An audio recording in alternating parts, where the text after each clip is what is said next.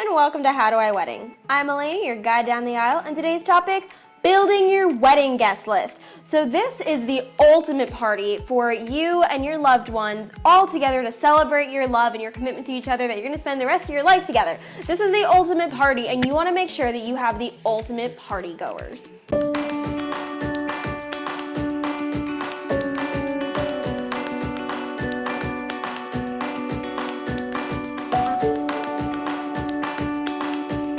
So the first thing I recommend is to talk with your partner and just make a list of the absolute must-have people of this day.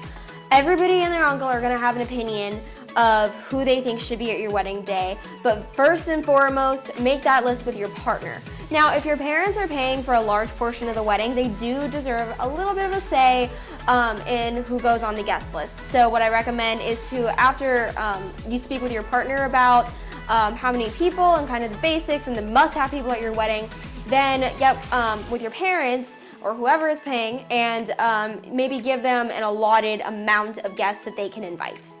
So when it comes to extended family, if you're gonna invite one, you have to invite all. So if you're gonna invite Uncle Bob, you have to invite Uncle Steve and Uncle Tim as well.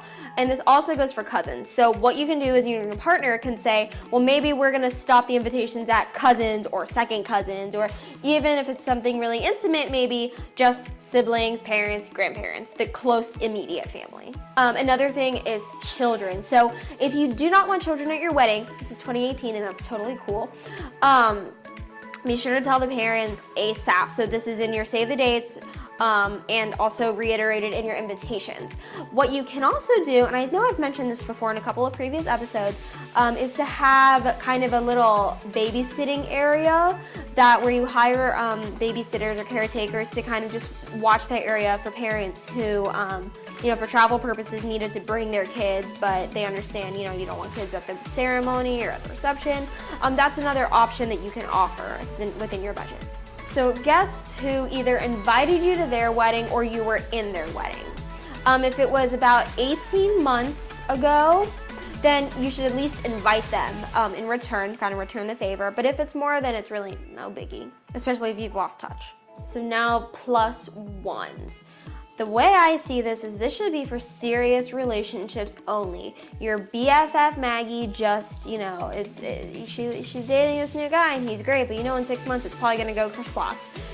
So what I recommend is serious relationships only. This includes people who've been dating for more than a year or people who actually live together. Now we're gonna go over a couple of things that you should ask yourself when you're putting someone on your wedding list. The first thing is, are you meeting this person for the first time? Me, on my wedding day, I'm probably gonna fall on my face at some point because I'm gonna be wearing a really long dress and heels, and those two things just never go together really well. So if I'm meeting someone that day for the first time, I really want that to be, a great time. I'm gonna be looking my best, feeling my best, but at the same time, for me personally, I just think that it's awkward. I don't know. I want, my closest family and friends to be there on my wedding day, and I feel like if a stranger were there, they might be a whole load of fun, but I want to get to know them before that day. So maybe if your partner does want to invite somebody that you don't know, make a point to either call them, text them, meet them, Facebook friend them, but just kind of put that extra foot forward so you can kind of meet them even in digital world before you meet them in real life. So what about your friends that you haven't spoken to for years, but they're special to you? If you feel like when you look at your day, you would have a slightly less fun time without them, then invite them. It's one of those things where, they say, if you haven't spoken to this person in a year plus, reconsider. These should be people that, want to know about your everyday life, people who are involved in your everyday or every month or year life, When it comes to coworkers, this is another one of those tricky things where sometimes you're mixing work and play. Now, I work in the wedding industry, so most of my coworkers are wedding professionals and they'll be part of my wedding, not necessarily guests at my wedding. So it's a little different. But what I recommend is if these are people that you hang out with outside of work, then definitely invite them. But if not, then maybe not. It's up to you. Next, I want to talk about some positive vibes only. I'm very zen about things, and I like people who bring positivity, and somebody who just sits there and complains all the time, not my idea of fun, and not my idea of a great party person either. So this is gonna be one of the greatest days of your life with your partner, and you want people who are going to kind of just soak in all that positivity and, you know, relinquish it into the world. Great energy.